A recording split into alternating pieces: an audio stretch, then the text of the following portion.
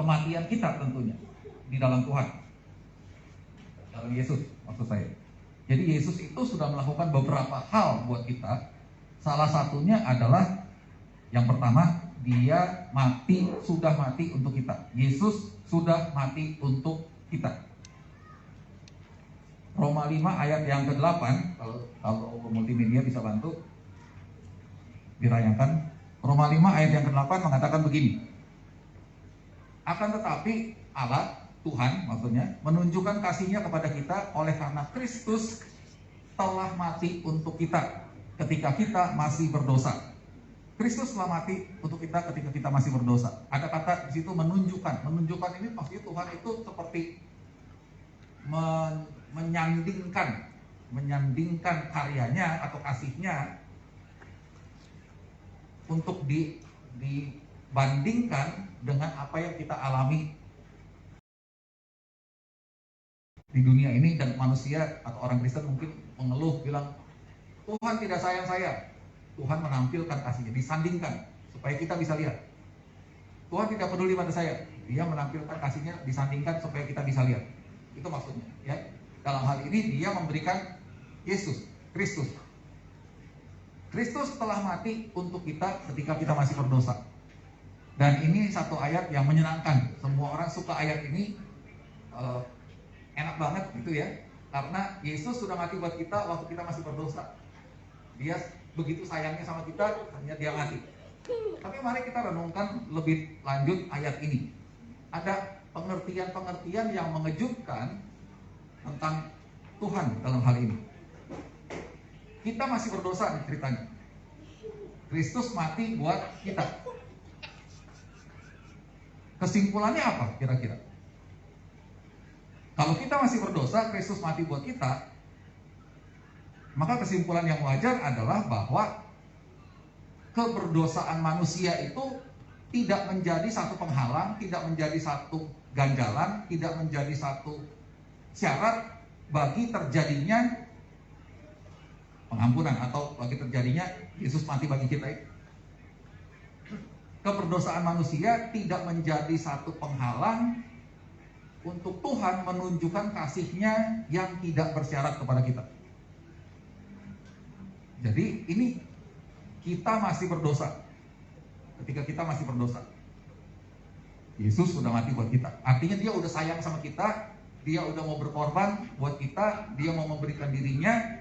Dia mau menyatakan kasih-Nya kepada kita waktu kita masih berdosa dan belum peduli kepada dia. Ini menyenangkan. Menyenangkan kan? Tapi artinya, bagaimana setelah kita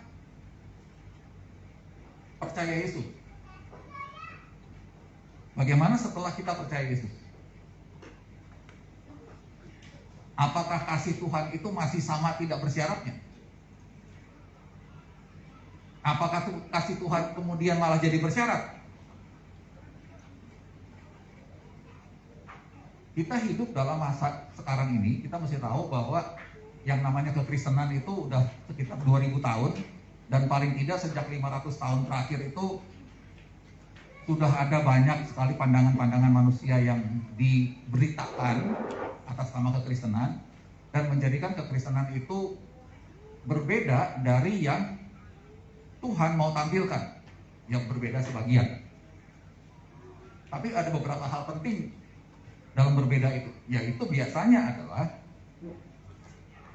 buat saudara yang sudah cukup lama jadi orang Kristen tahu, waktu kita belum percaya Yesus, orang menginjili kita, dibilang, oh kamu salah apapun, berdosa seperti apapun, sebejat apapun kamu, Tuhan sayang kamu, Tuhan terima kamu sebagaimana kamu ada.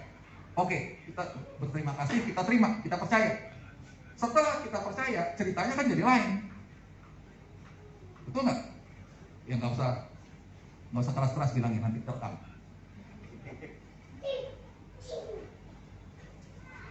Biasanya begitu.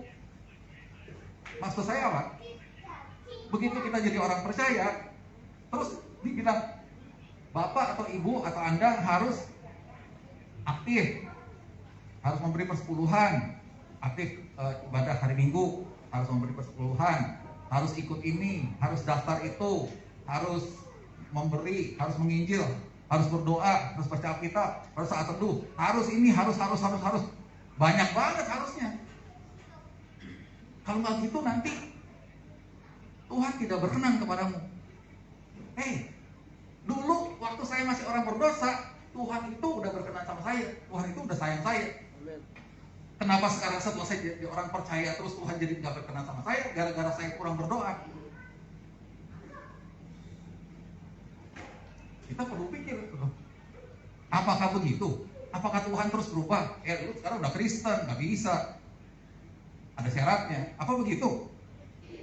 Saya kira enggak. Tapi kekristenan kita memang kita tidak bisa menyalahkan siapa-siapa. Ini udah ratusan tahun sebelum kita. Jadi kita ya kebagian kondisinya udah begini. Cuma sekarang kita perlu ngerti bahwa Tuhan tidak begitu. Dia Tuhan yang tidak pernah berubah, kasihnya tidak pernah berubah. Kalau dia dulu mengasihi tanpa syarat, sekarang pun sama mengasihi tanpa syarat. Jadi dia mengasihi kita tetap apa adanya, tapi dia tidak membiarkan kita apa adanya. Berikutnya penyimpulan yang lain adalah bahwa tidak ada penghukuman di dalam Tuhan. Kalau Tuhan itu pengen menghukum saudara dan saya, dari dulu waktu kita masih orang berdosa, dia nggak usah mati buat kita, hukumannya langsung. Susah. Kenapa harus susah-susah menyelamatkan kita istilahnya?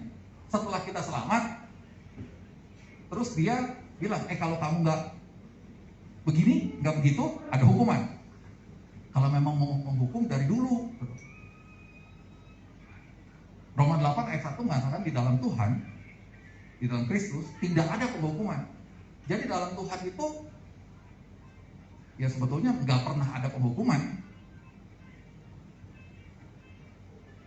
Dari pihak Tuhannya nggak pernah ada penghukuman.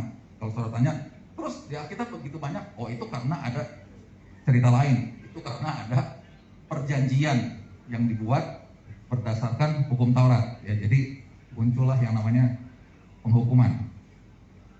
Tapi bukan Tuhan menghukum, tapi sistem hukum Taurat. Jadi ada ikatan perjanjian kan? Kalau ada ikatan perjanjian, kalau saudara berbisnis, ada ikatan perjanjian dagang, saudara beli sesuatu atau orang lain beli sesuatu dari saudara, itu akan ada aturan pembayarannya, kesepakatan pengirimannya dan sebagainya. Kalau ada satu pihak yang tidak memenuhi tanggung jawabnya, ya tentu ada konsekuensinya. Begitu, itu perjanjian. Jadi, tapi yang pasti saya mau bicara dulu yang pertama tadi adalah Yesus sudah mati untuk kita. Dia mati untuk kita. Haleluya. Yang kedua, ini mungkin dianggap lebih nggak enak. Yesus mati sebagai kita. Ini perlu agak sedikit pelan-pelan memahaminya. Mari kita baca Roma 6, saya baca dari ayat 3 sampai ayat 6. Ya, pelan-pelan aja kita baca. Roma pasal 6 ayat yang ketiga mulai. Atau tidak tahukah kamu bahwa kita semua, ini saya pakai bahas terjemahan dari King James supaya lebih akurat ya. Agak sedikit berbeda dari terjemahan bahasa Indonesia. Atau tidak tahukah kamu bahwa kita semua yang telah dibaptis ke dalam Kristus, bukan di dalam Kristus, tapi ke dalam Kristus, telah dibaptis ke dalam kematiannya. Jadi kita semua yang telah dibaptis ke dalam Kristus, kata Rasul Paulus, telah dibaptis ke dalam kematiannya. Dengan demikian, kita telah dikuburkan bersama-sama dengan Dia oleh baptisan ke dalam kematian, supaya sama seperti Kristus telah dibangkitkan dari antara orang mati oleh kemuliaan Bapa, demikian juga kita sepatutnya hidup dalam barunya kehidupan. Nah, ini ada hal yang menarik juga di sini. Dikatakan kita telah dibaptis ke dalam Kristus, dan itu artinya dibaptis ke dalam kematiannya, dan kita telah dikuburkan bersama-sama dengan Dia oleh baptisan ke dalam kematian. Pertanyaannya, artinya saudara mati apa enggak? Saudara dan saya, kita nih mati apa enggak sih? Berdasarkan ayat ini, jangan lihat badan kita. Saya tanya berdasarkan ayat ini. Mati. Ini adalah kematian yang sangat membahagiakan. Kita harus bersyukur bahwa kita mati. Kalau kita nggak mati, manusia lama ini nggak mati, celaka kita, susah gitu hidup kita. Kita mesti ngerti bahwa kita, bukan yang kita lihat ini, kodrat manusia lama kita, lebih tepatnya begitu. Kodrat manusia lama ini sudah dimatikan oleh Yesus waktu dia mati di kayu salib. Ini perlu dipahami dengan iman, nggak bisa dengan nalar. Kalau bilang, kan saya belum lahir Pak, ya memang betul, saya juga belum lahir. Itu 2000 tahun yang lalu. Dan dia mematikan kodrat manusia lama. Kodrat manusia lama. Kodrat manusia lama itu yang hidup dari buah pohon pengetahuan tentang yang baik dan yang jahat. Kalau saudara mau renungkan, coba nanti saat saudara renungkan. Hidup kita ini kan sebetulnya ukurannya itu. Lakukanlah yang baik, jauhilah yang jahat. Jangan lakukan yang jahat, gitu kan. Segala perkara kita nilai berdasarkan baik dan jahat, betul dan salah. Nah, kita kodrat yang itu, yang hidupnya cuma bisa berdasarkan baik dan jahat, berdasarkan pengetahuan tentang baik dan jahat, kodrat itu dimatikan oleh Yesus. Artinya tidak lagi berlaku, tidak lagi menguasai kita. Kita nggak lagi dipenjara oleh sistem berpikir yang seperti itu. Sekarang kita dimungkinkan untuk hidup, untuk berpikir, untuk berperilaku tidak lagi berdasarkan karena ini baik saya lakukan, karena ini jahat saya tidak lakukan. Ada kehidupan yang lebih tinggi daripada itu, yaitu hidup dari pohon kehidupan, hidup dari hidupnya Tuhan. Jadi kenapa Yesus mematikan kodrat manusia lama itu? Buat bantuin kita. Kita itu dipenjara di dalam pikiran, dipenjara oleh pengetahuan ini tentang yang baik dan yang jahat. Nggak bisa membebaskan diri sendiri. Ini bukan seperti baju yang kita bisa lepas. Ini menguasai seluruh kesadaran kita. Jadi kodrat itu dimatikan oleh Yesus. Puji Tuhan, dia melakukan itu. Dikatakan sama seperti Kristus telah dibangkitkan dari antara orang mati oleh kemuliaan Bapa, demikian juga sepatutnya kita hidup dalam barunya kehidupan. Jadi dia mau kita masuk dalam yang namanya barunya kehidupan. Hidup itu berdimensi baru, bernuansa baru, berkondisi baru dalam diri kita. Di luar diri kita ya kita mungkin lihat hal yang sama, menghadapi tantangan yang sama, tapi di dalam kita jadi baru. Kita bisa hidup secara rohani menghadapi hal-hal yang natural.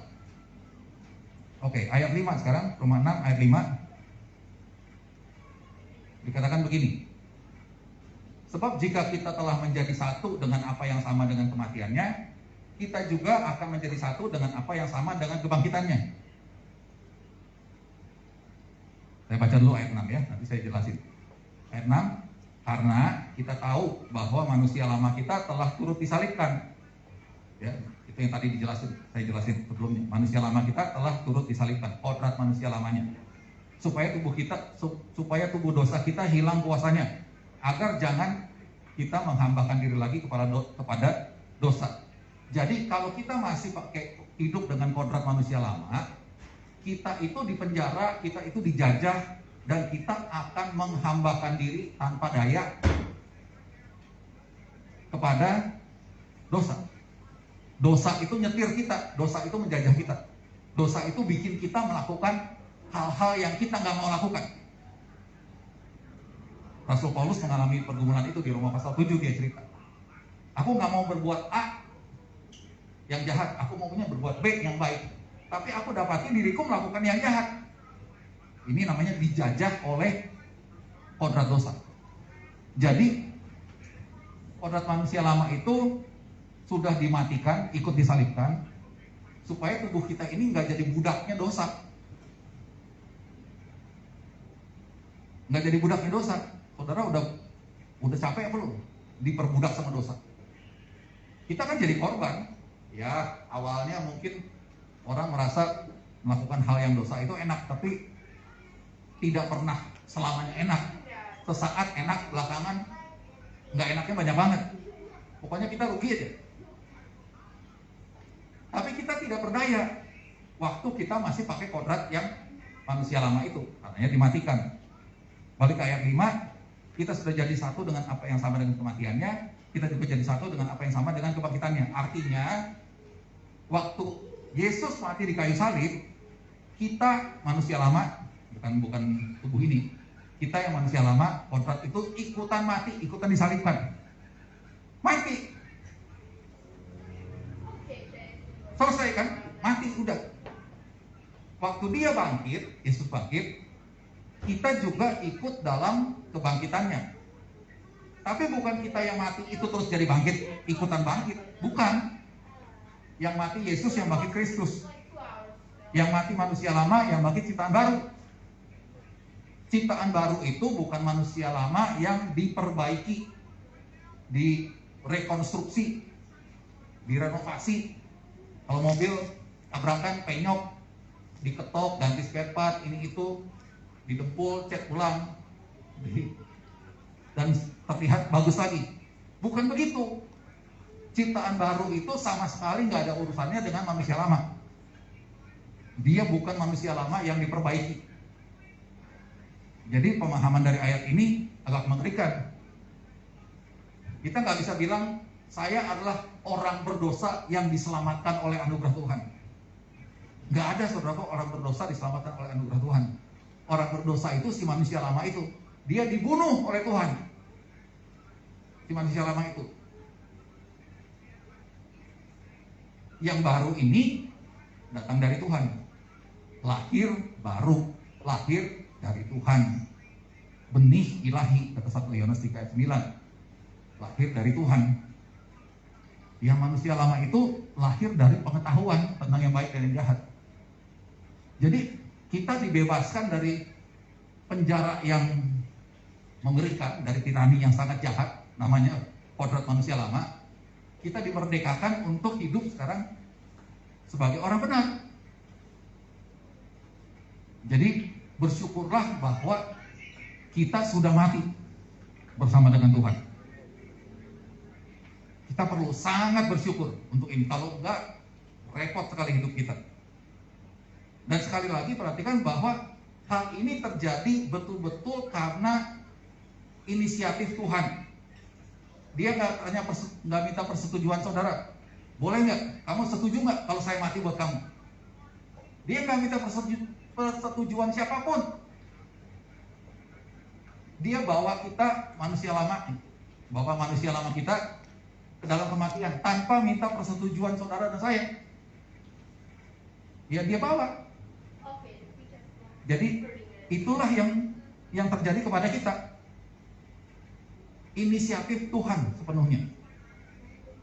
Dan dosa apapun yang ada pada kita tidak bisa mengubah realitas bahwa manusia lama kita itu sudah dimatikan oleh Yesus. Dan waktu dia bangkit, kita sudah menjadi ciptaan baru. Itu nggak bisa diubah. Biarpun saudara bikin dosa belakangan, nggak bisa diubah. Karena ini Tuhan yang melakukan, Yesus yang melakukan. Ini satu karya ilahi. Nah, kita mesti ngerti bahwa matinya manusia lama kita dan hidupnya kita sebagai ciptaan baru itu kita perlu pahami, renungkan, sadari sampai seperti ini paling tidak.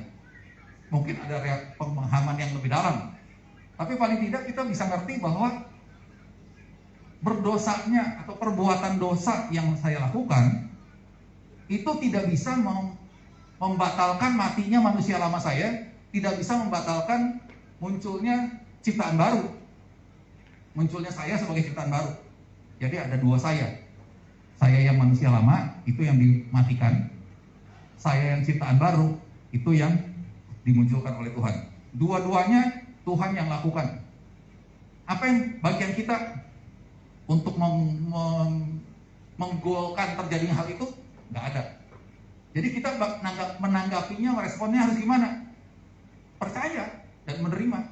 Itu aja. Cukup kita percaya dan menerimanya.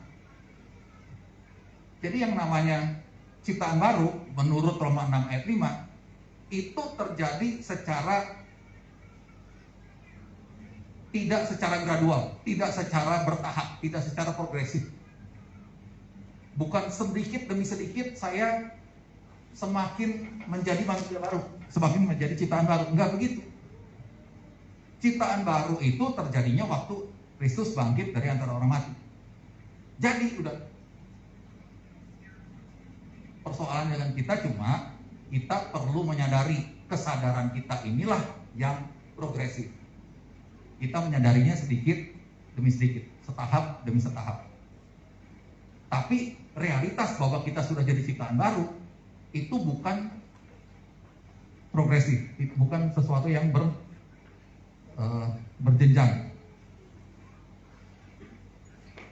Oke, yang ketiga adalah kematian Yesus adalah kematian Anda, kematian saya. Saya baca dari 2 Korintus 5 ayat 14 ya. 2 Korintus 5 ayat 14, saya ambil bagian belakangnya saja, bagian B. Karena kita telah mengerti bahwa jika satu orang sudah mati untuk semua orang, maka mereka semua sudah mati. Saya ulang ya. Karena kami telah mengerti bahwa jika satu orang sudah mati untuk semua orang, maka mereka semua sudah mati. Ini ayat yang dulu saya pahami secara keliru. Dulu saya memahaminya begini. Kalau kira-kira begini, saya dalam kondisi, atau kita manusia dalam kondisi mati di hadapan Tuhan. Karenanya Yesus mati buat kita. Dulu saya memahaminya begitu. Karena kita sudah dalam keadaan mati itu nggak merespon Tuhan, jauh dari Tuhan, nggak peduli Tuhan, nggak kenal Tuhan, maka kemudian Yesus mati untuk menghidupkan kita. Itu pemahaman saya dulu. Tapi ternyata bukan begitu.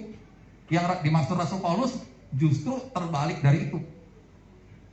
Perhatikan ya, karena kita telah mengerti bahwa jika satu orang sudah mati untuk semua orang, mereka semua sudah mati. Lebih tepatnya, maka mereka semua sudah menjadi mati. Sesuai dengan ayat yang tadi kita bahas di Roma 6 ayat 3-6 itu. Jadi kita yang manusia lama ya, manusia lama itu dimatikan seperti tadi, ikut disalibkan. Karena Yesus sudah mati dan dia mematikan kita semua, maka kita semua ini kodrat manusia lamanya sudah menjadi mati. Semoga bisa dipahami, ini agak sulit. Dan inilah yang namanya anugerah Tuhan, kasih karunia Tuhan. Kalau bukan Yesus melakukan itu, mustahil hal ini bisa terjadi kepada kita, alias kita masih diperbudak oleh kodrat manusia lama, masih diperbudak oleh dosa.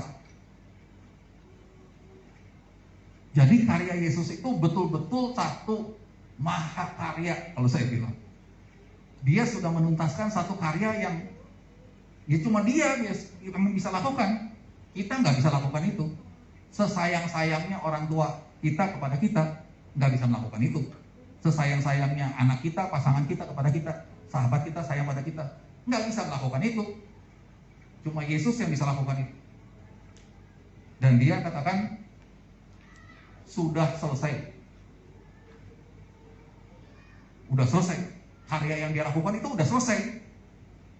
Bukan sedang diselesaikan, bertahap, bukan. Sudah selesai. Sekarang ada pertanyaan, saya mau coba ajak saudara berpikir. Kalau kita bisa menyadari bahwa manusia lama kita itu, bukan manusia lama kita, nggak enak bilangnya ya, si manusia lama itu sudah tersalib, sudah disalibkan bersama dengan Yesus, wajarkah kalau sekarang kita menjadi tidak berselera untuk berbuat dosa? Wajar nggak, saudara? Kalau si manusia lama itu udah nggak menjajah kita lagi, nggak mendikte hidup kita lagi, artinya kita sudah terbebas dari si manusia lama itu. Wajarkah kalau kita kehilangan selera untuk berbuat dosa? Wajar kan? Jadi yang namanya anugerah Tuhan itu justru memerdekakan kita dari keinginan untuk berbuat dosa. Bukan memerdekakan kita untuk berbuat dosa, membebaskan kita dari keinginan untuk berbuat dosa. Itulah hal yang wajar.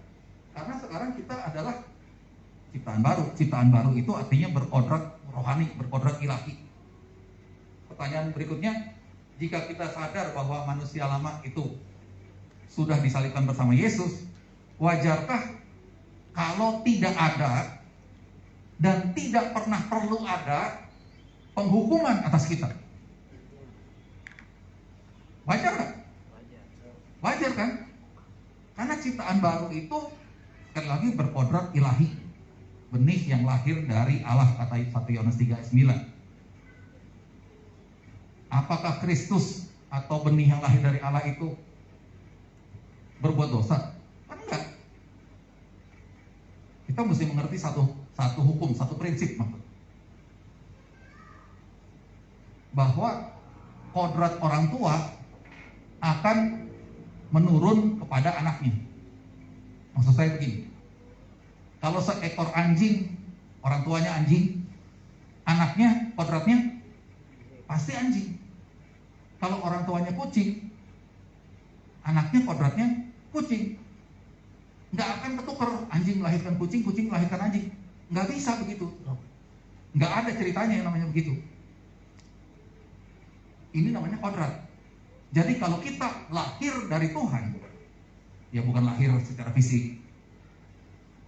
Kalau kita muncul dari Tuhan, kalau Tuhan itu sumber kita, asal usul kita, kodrat kita gimana?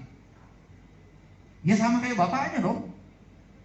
Kalau bapaknya kudus, ya kita kudus. Bapaknya benar, ya kita benar. Bapaknya kasih, ya kita kasih. Sekodrat, sama. Itu satu hal yang wajar. Kita kan nggak pernah mempertanyakan dan terheran-heran. Wih, luar biasa ya.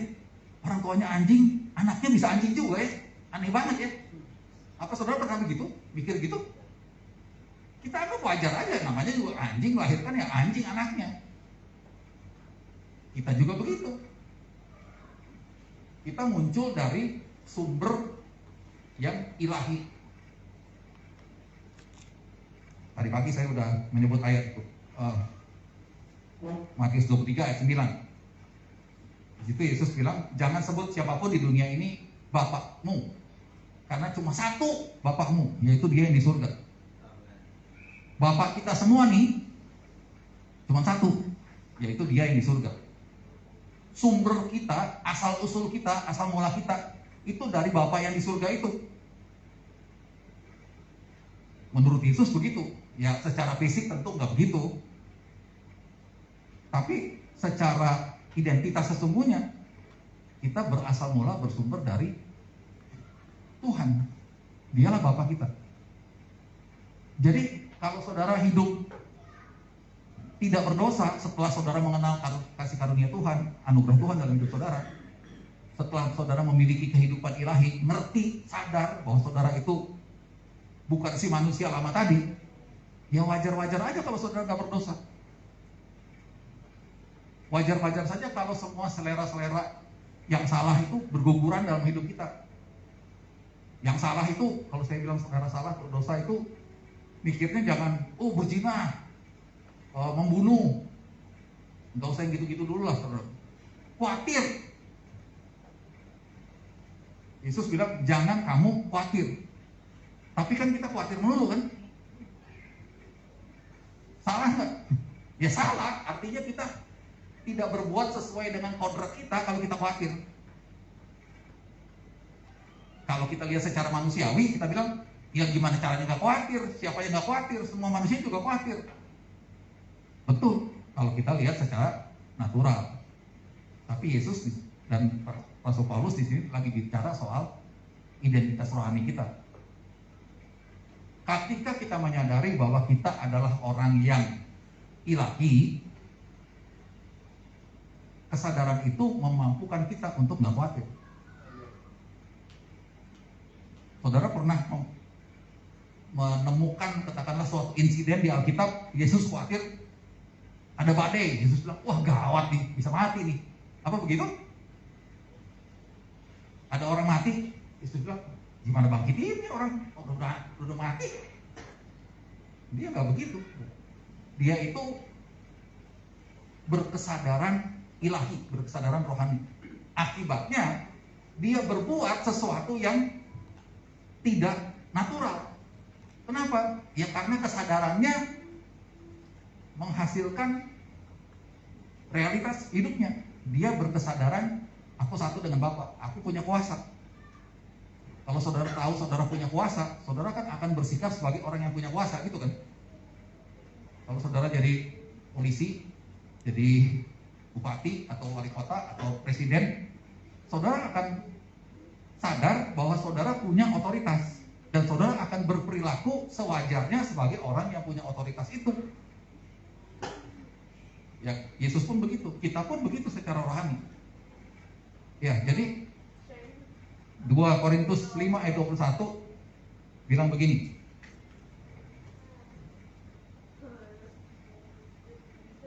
Dua Korintus 5 ayat 21 dan saya baca ya. Dia yang tidak mengenal dosa telah dibuatnya menjadi dosa karena kita, supaya di dalam Dia kita dibenarkan oleh Tuhan. Atau dalam bahasa Inggris dikatakan supaya di dalam Dia kita menjadi kebenaran Tuhan. Yesus yang tidak mengenal dosa telah dibuat oleh Tuhan, oleh Allah, menjadi dosa karena kita. Dia dibuat menjadi dosa karena kita, supaya di dalam Kristus kita menjadi kebenaran Allah. Galatia 3 ayat 13 mengatakan, Kristus telah menebus kita dari kutuk hukum Taurat dengan jalan menjadi kutuk karena kita. Jadi di 2 Korintus 5 tadi ada menjadi dosa karena kita, di Galatia 3 ada menjadi kutuk karena kita. Jadi Yesus itu menjadi dua-duanya. Dia menjadi dosa karena kita, dia menjadi kutuk karena kita. Artinya dosa kita, kutuk kita diambil semua sama dia, ditanggung semua sama dia, sehingga kita terbebas dari itu. Mari renungkan dua ayat ini. Jadi yang namanya kebenaran kita atau kehidupan kita sebagai manusia rohani itu berbanding lurus dengan seberapa banyaknya Yesus menjadi kutuk dan menjadi dosa karena kita. Saudara bisa paham nggak? Seberapa kita hidup sebagai manusia rohani itu berbanding lurus dengan seberapa banyak Yesus menjadi kutuk dan menjadi dosa karena kita. Artinya begini, kalau Yesus menjadi kutuk dan menjadi dosa karena kita cuma 90%, maka kadar rohaninya kita itu cuma 90%. 10%-nya masih manusia lama. Kalau Yesus cuma 80% menjadi kutuk dan dosa karena kita, ya kita rohaninya, hidup sebagai manusia rohaninya cuma bisa 80%. Yang 20%-nya lagi gimana? Mesti diurus sendiri, kita mesti usaha sendiri. Jangankan 20%, setengah persen pun kita nggak bisa. Karena itu Yesus bilang, dia melakukannya sampai tuntas, sudah selesai. Dia itu menanggung 100% kutuk, dia itu menanggung 100% dosa, dan dia memerdekakan kita 100%. Jadi yang namanya ciptaan baru itu betul-betul merdeka dari yang namanya manusia lama. Nggak ada urusannya lagi. Dan ini kita perlu sadari betul-betul sebagai orang-orang yang mempercayai Yesus Kristus.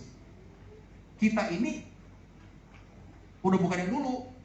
Ya ada lagu kan yang bilang ya, aku masih seperti yang dulu.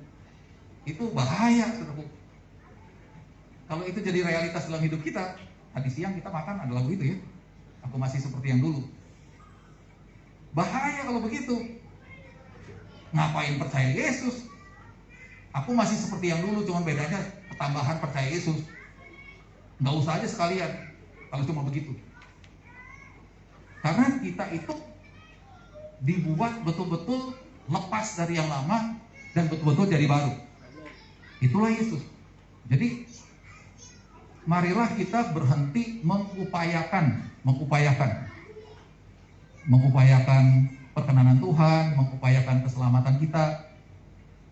Ya di dunia kekristenan, saudaraku, ada salah kaprah yang sekali lagi saya bilang tadi, nggak usah menyalahkan siapa-siapa, tapi ada salah kaprah bahwa kita ini punya mentalitas, misalnya kita harus menyerahkan hidup kita kepada Tuhan. Ya ini perjuangan salah kaprah. Saya kasih beberapa contoh ya, Yang pertama, kita suka dengar kan, dia harus semakin besar, kita harus semakin kecil. Dia harus semakin bertambah, kita harus semakin berkurang. Betul ya, ada lagunya juga itu.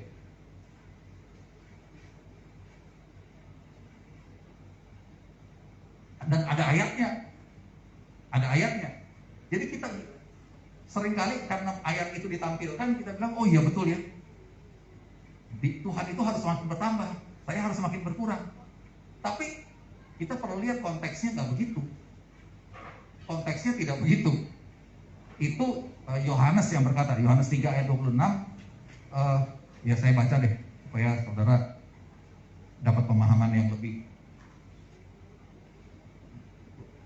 tepat tentang hal ini ya. Yohanes 3 ayat 26 dikatakan begini, Rabi, ini murid-muridnya Yohanes ngomong kepada Yohanes Pembaptis ya. Rabi, orang yang bersama-sama dengan engkau di seberang sungai Yordan, dan yang tentang dia engkau telah memberi kesaksian, dia membaptis juga, maksudnya Yesus membaptis juga, dan semua orang pergi kepadanya. Saya mau membahas, izinkan saya menyimpang sedikit ya. Saudaraku, rupanya dari zaman dulu ada orang-orang yang punya talenta begini, talenta ngomporin. Ini muridnya Yohanes kan ngomporin. Dia bilang sama gurunya, diaduin, guru, itu istilahnya itu orang baru tuh yang engkau baptis, yang engkau bilang engkau kasih kesaksian. Dia juga baptis orang sama seperti engkau. Maksudnya murid-murid mau bilang, masa kita kalah sama dia? Itu kan hak kita, itu kan pelayananmu guru. Dia niru-niru pelayanan kita. Dan dia sekarang dapat nama lebih dari kita. Dia lebih terkenal. Ya semoga kita terbebas dari sikap seperti itu. Tapi entah kita dalam posisi murid, entah kita dalam posisi pemimpin, perlu hati-hati dengan orang yang punya talenta kayak gini. Ya Yohanes nggak kena dikomporin, dia tahu perannya. Lanjut ayat 28 ya. Yohanes 3 ayat 28. Yohanes Pembaptis bilang begini, kamu sendiri dapat memberi kesaksian bahwa aku telah berkata, aku bukan Mesias. Aku, Yohanes Pembaptis, bukan Mesias, tapi aku diutus untuk mendahului Mesias itu. Dia, Mesias itu harus semakin besar atau harus semakin bertambah, dan aku harus semakin kecil atau semakin berkurang. Yang dimaksudkan di sini adalah sebetulnya pelayanannya. Yohanes bilang, pelayananku ini cuma pelayanan pendahulu, pembuka jalan. Setelah aku buka jalan, nanti ada orang lain yang lebih mulia, katakanlah begitu, yang akan berjalan di jalan yang aku buka itu. Jadi dia pelayanannya mesti makin meningkat. Aku ya minggir, jangan ngalang-ngalangin jalan. Wah ini Yohanes luar biasa ini. Saya merenungkan ini, saya pikir kalau saya di posisi Yohanes rela nggak ya? Saya udah terkenal duluan nih, saya udah punya pengikut banyak duluan. Ini orang baru yang saya bantuin dalam pelayanannya. dia jadi lebih terkenal dari saya, dan saya sadar. Kalau saya jadi Yohanes, saya menyadari, oh memang dia mesti lebih dari saya. Saya nyingkir. Wah, ini kerendahan hati yang luar biasa, saudaraku. Bisa ya orang begini ya? Inilah orang yang tahu panggilannya, yang tahu perannya. Jadi nggak berebut tahta, istilahnya nggak berebut nama, yaitu Yohanes. Jadi sebetulnya Paulus bilang kamu itu sudah lengkap, sudah komplit, sudah lengkap, sudah jadi penuh di dalam Dia. Kolose 2 ayat 10. Jadi kalau mau dibilang kita mau berkurang, kalau kita dibilang kita harus makin berkurang, saudaraku, kita itu udah mati. Kita yang manusia lama ya, udah mati bersama Yesus di kayu salib. Mau dikurangin apa lagi? Udah habis tuh, udah mati. Kurang, mati, habis. Udah nggak bisa dikurangin lagi. Jadi jangan terjebak untuk berupaya mengurangi yang udah mati.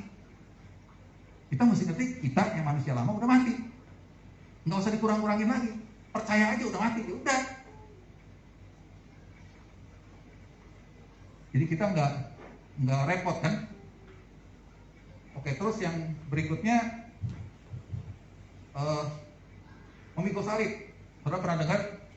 Kita mesti pikul salib setiap hari. Itu juga ada ayatnya. Lukas 9 ayat 23. Setiap orang yang mau mengikut aku harus menyangkal diri, harus pikul salib setiap hari dan mengikut aku. Ini ayat yang terkenal. Sehingga orang Kristen yang udah percaya Yesus, sebelum percaya Yesus nggak dibilang mesti pikul salib kan? Tuhan mengasihi kamu, sebesar apapun dosamu, Tuhan menyayangi kamu dan menerima kamu. Nggak nyebut-nyebut pikul salib. Udah jadi Kristen, dibilang, Bapak, Ibu harus pikul salib. Tapi kita mesti ngerti, ini Yesus bicara di zaman itu, bukan di zaman kita. Kalau di zaman kita dibilang kita harus pikul salib, maksudnya kan secara rohani, kita mesti menanggung kesusahan, menanggung hinaan, menanggung ejekan, serangan, fitnahan, dan sebagainya. Tapi di zaman Yesus, yang dia bilang pikul salib itu, betul-betul pikul salib. Maksud Yesus, ada begitu banyak orang yang nggak suka kepadaku dan mau bunuh aku. Mereka mau bunuh kamu juga. Jadi kalau pakai bahasa sekarang, Yesus bilang, bro, lu ikut gua, siap mati lu. Mereka bakal matiin gue. Kalau lu mau ikut gue, ya siap-siap aja, lu juga dimatiin. Kira-kira gitu yang Yesus mau bilang. Ini berlaku di zaman itu. Jadi kita mesti ngerti, kita nggak usah pikul salib. Kita udah jadi ciptaan baru. Apakah sebagai ciptaan baru nggak ada yang menentang kita, nggak ada yang memfitnah kita? Ya ada, tapi bukan arti kita pikul salib. Jadi Yesus waktu itu bicara tentang risiko mengikut Dia kepada orang-orang atau murid-murid yang percaya Dia pada waktu itu. Terus yang ketiga, aku mati setiap hari. Bahasa Inggrisnya begitu, I die daily. 1 Korintus 15 ayat 31 dari bahasa Indonesia dibilang begini, saudara-saudara, tiap-tiap hari aku berhadapan dengan maut. Atau dalam bahasa Inggris, setiap hari aku mati. Ini cerita Rasul Paulus dalam pelayanannya, karena dia juga menghadapi kondisi yang gak jauh dari zaman Yesus. Jadi orang yang semacam itu, yang mau hidup rohani atau di jalan Tuhan, itu banyak ditentang. Terutama yang mau bunuh Paulus dan Yesus itu kan pihak elit agama pada waktu itu. Orang Farisi, orang Saduki, ahli Taurat, imam-imam. Kelompok elit ini yang mau membasmi mereka. Jadi Rasul Paulus bilang, aku berjuang melawan binatang buas di Efesus. Maksudnya binatang buas itu bukan singa, tapi ya pemimpin agama Yahudi. Di 2 Korintus 4 ayat 8-11, ini saya baca cepat aja ya, supaya saudara tahu. Paulus bilang begini, dalam segala hal kami ditindas, kami habis akal, kami dianiaya, kami dihempaskan, kami senantiasa membawa kematian Yesus di dalam tubuh kami. Kami terus-menerus diserahkan kepada maut. Ya, ini yang Yesus bilang, pikul salib itu. Lu mau ikut gua? Siap-siap aja lu. Zaman itu. Dan Paulus mengalami itu. Paulus ini mau menolong, mau dengan kasihnya dia mau menyelamatkan orang-orang Yahudi, orang-orang Yahudinya maupun dia. Kondisinya begitu.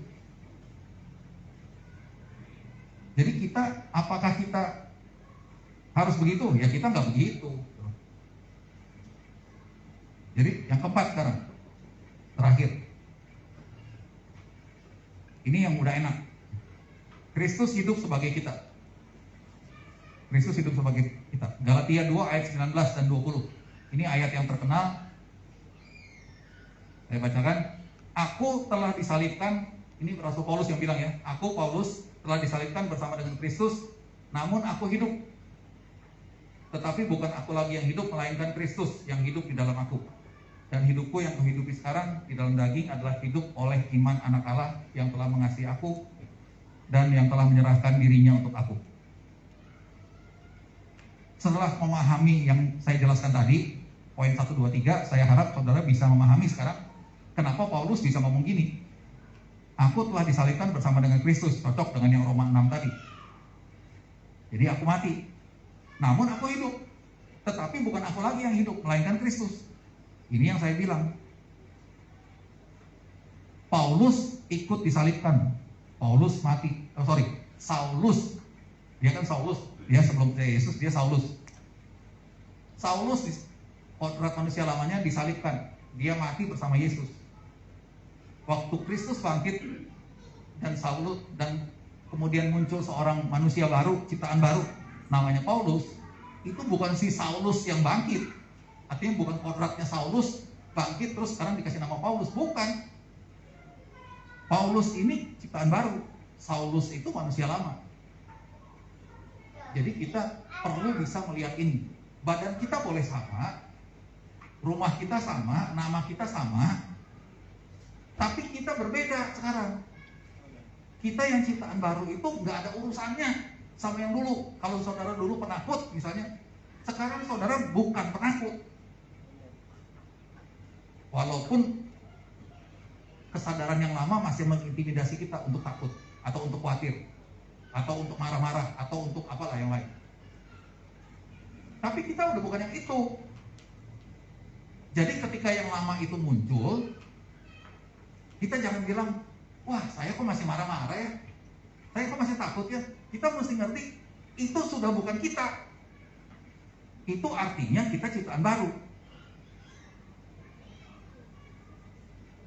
Jangan mau terintimidasi oleh tampilan-tampilan yang ada. Ya kalau saudara perokok misalnya,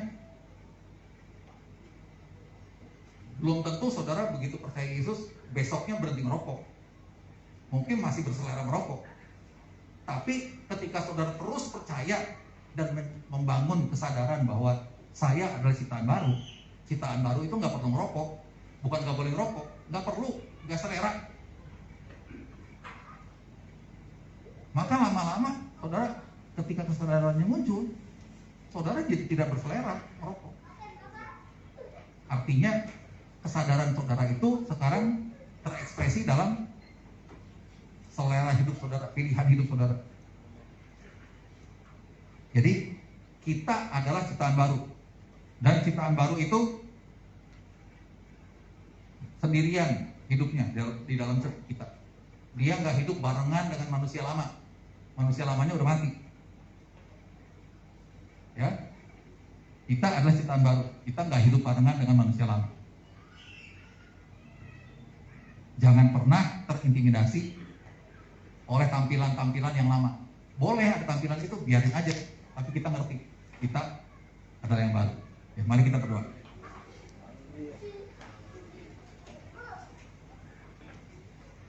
Bapak, kami mengucap syukur buat satu realitas yang luar biasa, bahwa kami adalah ciptaan baru di dalam Engkau. Kami bukan manusia lama. Dan sebagai ciptaan baru, kami betul-betul baru. Kami bukan manusia lama yang diperbaiki. Dan kami tahu Engkau ada di pihak kami. Untuk itulah Yesus telah mati dan menjadi penyelamat bagi kami, supaya kami bisa hidup sebagai ciptaan baru dalam kodrat yang ilahi. Kami mengucap syukur Tuhan. Terima kasih buat karyamu yang luar biasa. Terima kasih buat kasih-Mu yang begitu besar atas setiap kami. Kiranya Roh-Mu memeteraikan hal ini, kebenaran ini dalam hidup kami, supaya kami bisa memahami siapa kami di dalam Engkau dan siapa Engkau bagi kami. Terima kasih Bapak. Kami mengucap syukur dalam nama Yesus Kristus. Amin.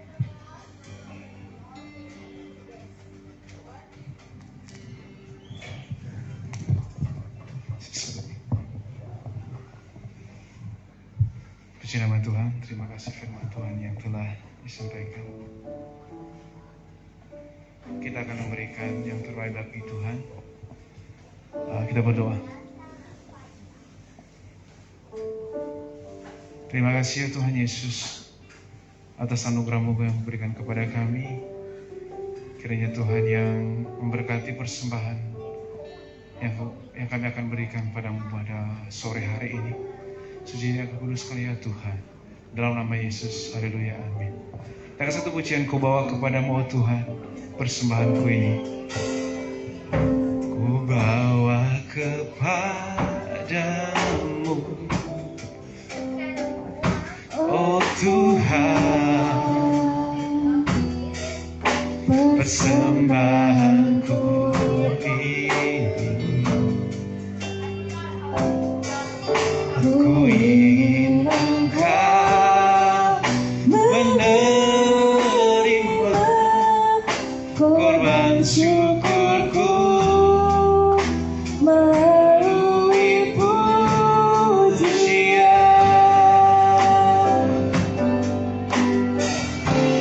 Takkan pernah ku bawa selain yang terbaik, yang harum dan sejati di hadapan tatamu, Yesus. Terimalah korban syukurku ini yang mengalir di hatimu sebagai persembahanku.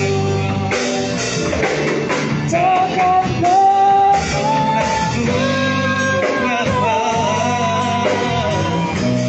selain yang terbaik, yang harum dan saya serahkan kepada Paluki itu di hadapan tatamu, Yesusku. Terimalah korban syukurku ini yang mengalir di hatiku sebagai penyembahku. Haleluya, puji Tuhan. Terima kasih setiap persembahan Bapak Ibu sudah dikasih Tuhan. Persembahan itu sudah saya kumpulkan untuk membeli kamera ya. Kita pelan-pelan aja, yang penting berjalan ya. Puji Tuhan, doakan supaya kita bisa beli kamera untuk DSLR ya. Puji Tuhan. Sekali lagi terima kasih, dan terima kasih kepada Pak Pendeta Sugi Adi Bahari.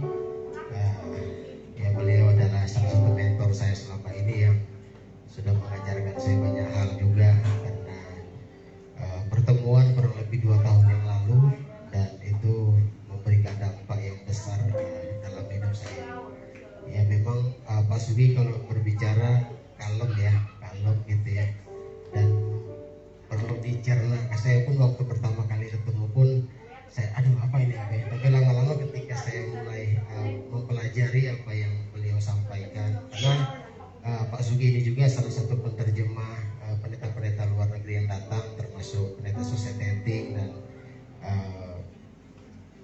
juga banyak menguasai bahasa ya, setahu saya ya.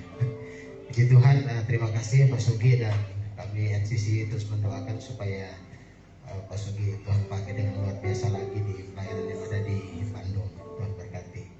Terima kasih teman-teman NCC yang sudah melayani pada sore dan malam hari ini, dan doakan untuk rencana kita membuka kelas musik ya untuk anak-anak kecil, anak sekolah minggu ataupun orang-orang dewasa yang belajar musik. Puji Tuhan, Tuhan kirimkan guru-guru yang punya hati untuk membantu.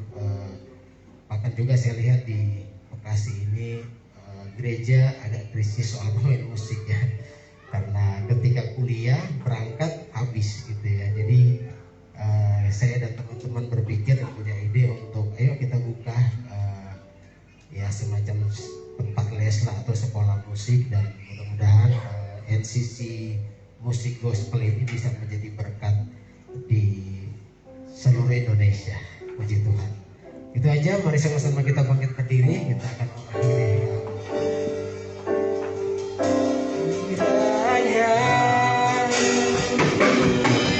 Engkau memberkati aku berlimpah-limpah dan tak perlu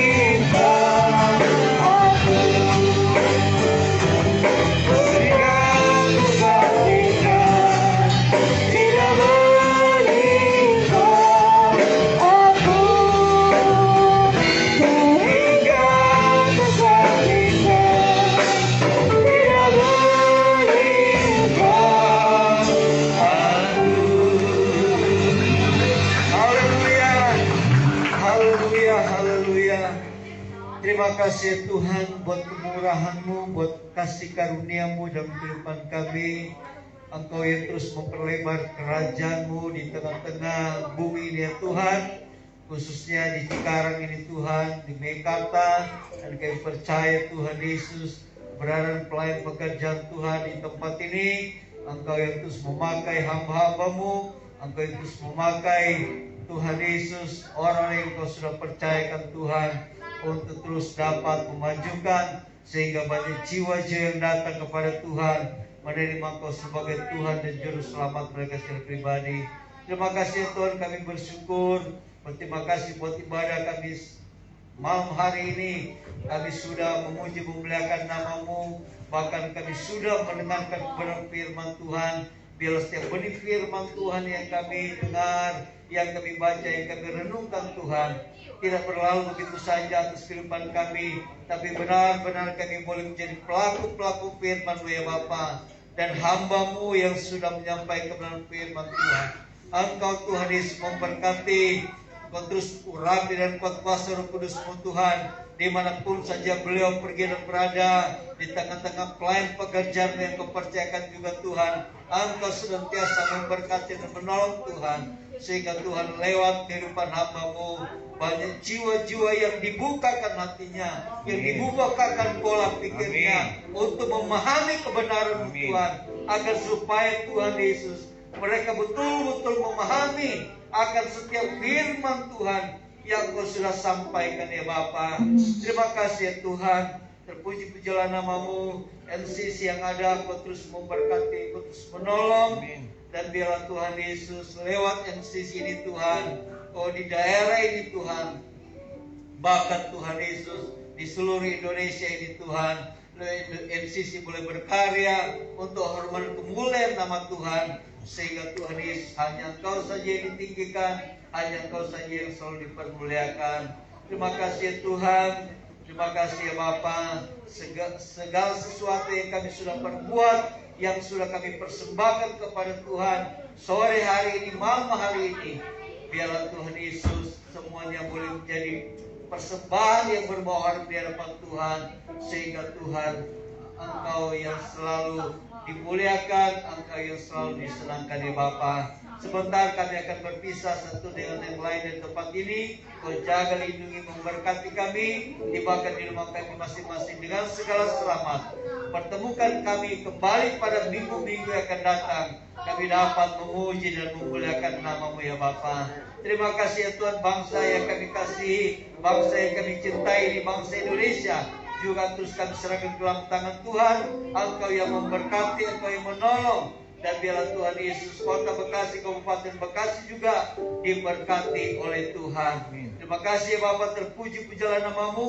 Kami tutup ibadah kami malam hari ini dalam nama Tuhan Yesus Kristus yang adalah Tuhan dan Juru Selamat kami hidup. Haleluya. Jemaat yang dikasihi oleh Tuhan, mari kita angkat kedua tangan kita arahkan hati dan pikiran kita hanya kepada Tuhan. Kita akan terima berkat daripada Tuhan. Jemaat yang dikasihi oleh Tuhan, pulanglah dan terimalah berkat dari Allah Bapa, cinta dan kasih sayang dari Tuhan kita Yesus Kristus, penghiburan dari Roh Kudus, menolong, memberkati, menyertai kita oleh malam hari ini, besok bahkan sampai selama-lamanya, sampai Tuhan Yesus datang kali yang kedua menjemput kita dari permai dalam nama Bapa, Putra dan Kudus, dalam nama Tuhan Yesus Kristus. Kita yang percaya sama-sama katakan amin. Haleluya.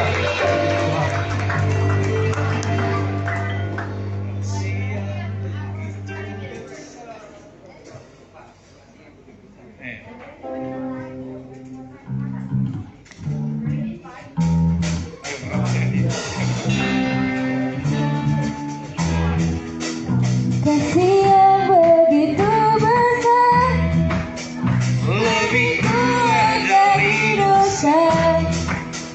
Kasih yang